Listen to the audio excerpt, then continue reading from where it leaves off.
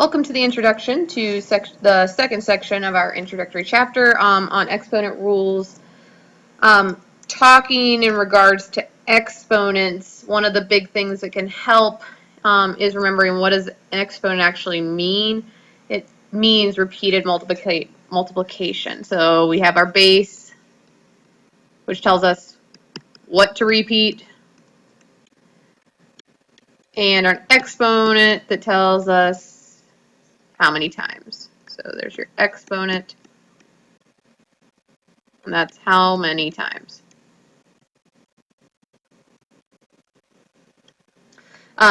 Really realizing the most important thing is that an exponent only repeats the piece that is directly in front of it. So for instance, if you had a negative number inside parentheses in front of the exponent, this is going to repeat -2 3 times, so -2 times -2 times -2. Whereas if it's outside parentheses, -2 raised to the third power, the only thing that's directly in front of that exponent is the 2. So the negative sign just kind of hangs out front, and the 2 is what's repeated 3 times. So kind of a detail that's important to notice. Product rule, we're going to go through some basic rules that you can actually discover by looking at what exponents mean again. So 7 to the third power, if we write this out, we have a multiplication. Two similar bases, 7 raised to the third power, 7 raised to the second power. If we write those out, first 7 to the third means 7 multiplied together 3 times. The second group here means 7 multiplied 2 times. So if we rewrite this all under one base, with one base under one exponent, we would have 7 because that's what's repeated. And how many times is it repeated? 5 times. So if you notice what happened to our exponents here to get our result, they were added. So the rule would be for products of exponents, as long as you have the same base. So let's say you have some number a raised to the x power. You have that same number raised to another power. You're going to have your answer. To find your answer, simplify, you're going to add those exponents together. Quotient rule, not surprisingly, since the product rule requires addition, let's look at the quotient rule. 3 to the 6 means 3 times 3 times 3, 6 times. And 3 to the 4th means 4 threes repeated. If you remember back when you first learned how to simplify fractions, you looked at factors that were in your numerator and denominator and canceled them. So we have 1 set, 2 sets, 3 sets canceled, 4 sets canceled, and what do we have left? All we have is 3 repeated twice, and if you notice, how do we get that 2 from 6 and 4? We subtract. So if you have that same number, any number to the x power, and you divide it, same base with a same or different power, how do we get our answer? We subtract. Your answer overall is subtract those exponents and keep that base. Negative exponents, you may remember the rules for them, you may not. But just as a reminder, if we kind of go along and use what we know about exponents, we can discover rules about negative exponents. So we have 5 to the third power is 5 times 5 times 5, which would be 125. 5 squared would be 25. 5 to the first would be 5.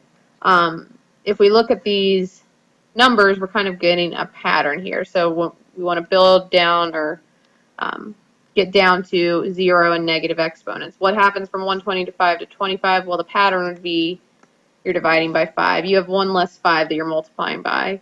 So if our pattern continues here and we divide by 5 every time, what does 5 to the 0 power end up being? Well, it ends up being 1. Anything to the 0 power, so I'll note that. Any 0 power is equal to 1. We keep going, we get into negative powers, so we're going down step by step through the integers. If we divide by 5 again, 1 divided by 5, would be 1/5. So if we compare 5 to the negative first to 1/5, what we'll notice is 1/5 is actually the same as if I wrote 1/5 to the first. You want to think about negative exponents. Negative exponents tell you that your base and its power are in the wrong place, is how I kind of like to think about it.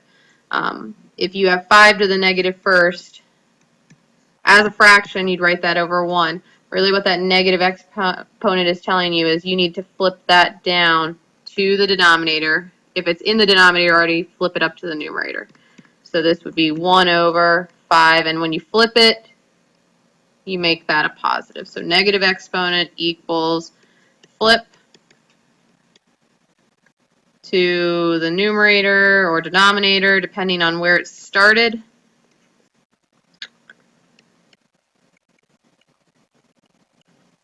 And make a positive power, and make the power positive.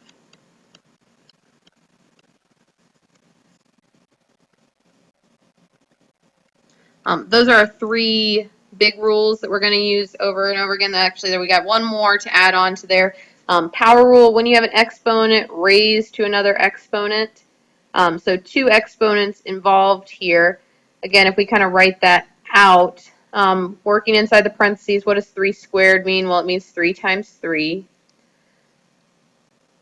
And if we write out 3 times 3 to the 5th power, we're really saying, okay, repeat this 3 times 3 5 times. So there's 1, there's 2, there's 3, there's 4, and there's 5. So if you count those up, how many 3's do we have? Well, we have 10 of them. 1, 2, 3, 4, 5 groups of 2, 3 to the 10th. What did we do to the powers? We multiply. So power rule, if you see a power raised to a power, an exponent raised to a power, it's going to be a multiplication. So let's say it was, again, our a raised to the x power and the whole thing is raised to the y power. Our answer is going to be a to the x times y. So each of the rules, each of the situations has a different operation with the powers, but the key is you have that same base.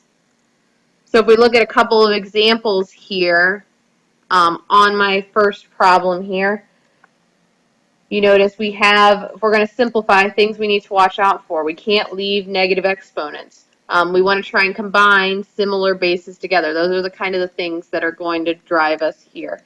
So again, if we look at, we have a negative exponent here. Remember, the exponent only applies to what's directly in front of it. It doesn't apply to the 7. So 7 is going to stay put where it is. It's in the numerator.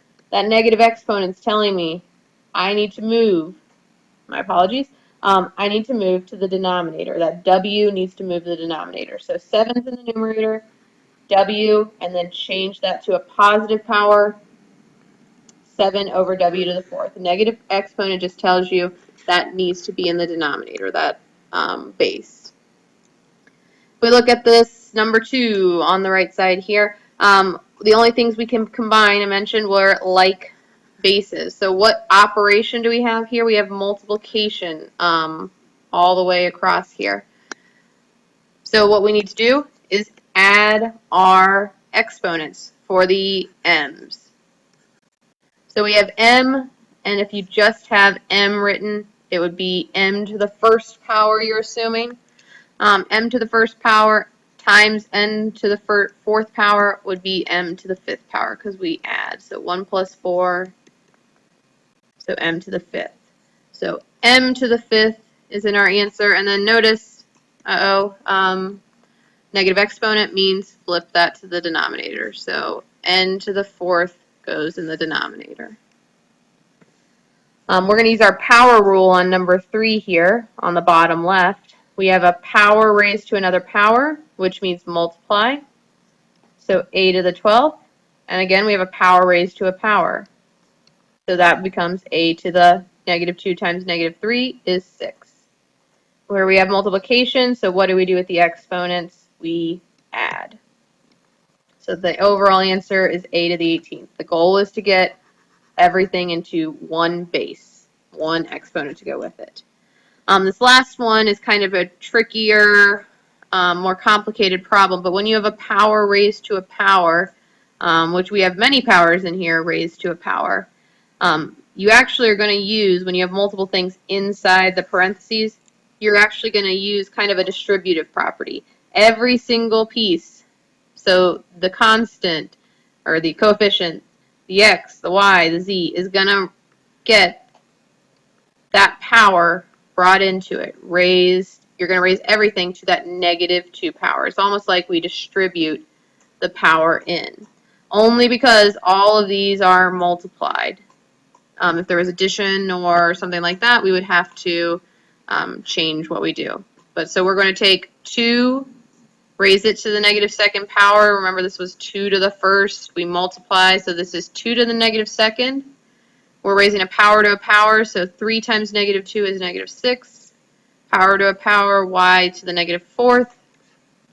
And power to a power, x to the -14th. Everything needs to flip. The y, the x, the 2 needs to go down. It goes for numbers as well. Oh, sorry, z there. Oh, no, that is an x. Sorry. And the x to the -14th needs to flip as well. So if we flip that, we have x to the 14th in the numerator, 2 to the 2nd, x to the 6th, y to the 4th. The only thing left, you see, you've got division, which means subtraction of the exponents. So 14 minus 6 is 8, 2 to the 2nd is 4, and y to the 4th. Those examples have ranged from easy to hard, but hopefully give you a little bit of a piece of what's expected as far as how to simplify exponents. These are the problems for you to try. They're pretty close to ones that I just showed you, so if you need to go back and watch them, please do. But bring these to class on Friday, and I will see you then.